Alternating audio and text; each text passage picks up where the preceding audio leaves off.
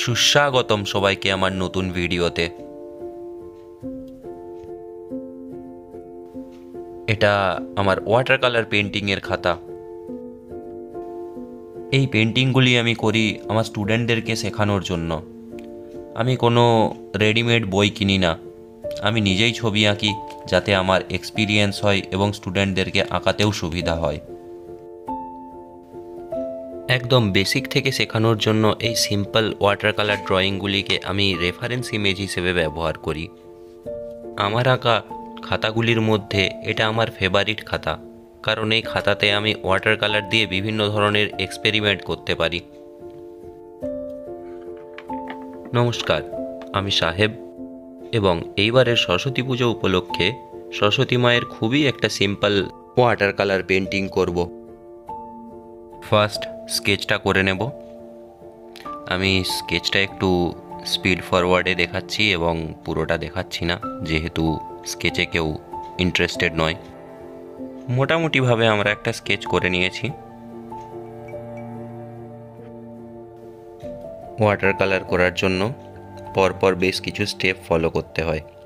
যেমন প্রথমে খাতাটাকে আমরা জল দিয়ে ভিজিয়ে নেব, যেটুকু পোর্শন আমরা কালার করব প্রথমে।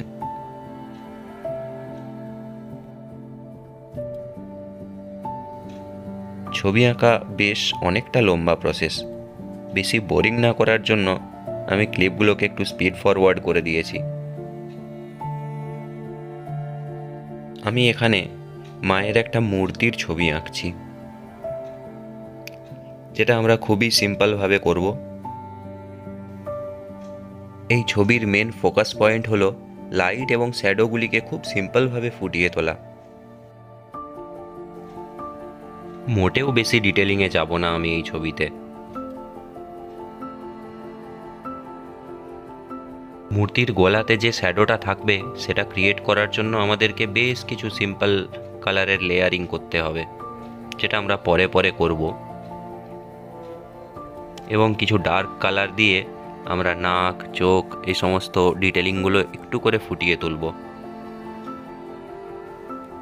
গলাটাতে ফার্স্ট বার্ন সায়ানা মানে ব্রাউন, তারপরেতে ভায়োলেট অর্থাৎ আমি লাল এবং নীল মিশিয়ে করেছি, এবং পরে গ্যাম্বোজ হিউ অর্থাৎ ইয়েলো কালারটা, মিডিয়াম ইয়েলোটা দিয়েছি।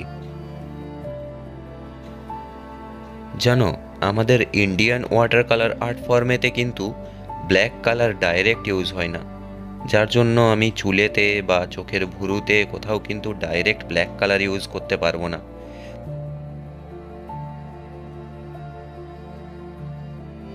আস্তে আস্তে আমাদের ছবিটিতে একটি শেপ আসতে শুরু করেছে। খুব বেশি জটিলতা নেই ছবিটিতে। যতটা পারা যায় সিম্পলিসিটি মেনটেন করার চেষ্টা করেছি। বেসিক্যালি বেসিক কালার দিয়েই ছবিটি আঁকছি, যাতে যে কেউ ছবিটি আঁকতে পারে। মায়ের মাথার মুকুটটা করার সময়েই না আমার ফোনের স্টোরেজ ফুল হয়ে গিয়েছিল, যার জন্য ওই ক্লিপগুলি রেকর্ড হয়নি। যাই হোক, আমরা ছবিটির শেষ পর্যায়ে পৌঁছে গেছি। দেখতে পাচ্ছ প্রায় কমপ্লিট হয়েই গেছে। তো সরস্বতী মায়ের এই সিম্পল পেন্টিংটি কেমন লাগলো অবশ্যই জানিও, এবং পারলে তোমরাও চেষ্টা করে দেখো। এখনকার মতো বিদায়, আবার দেখা হবে পরের ভিডিওতে।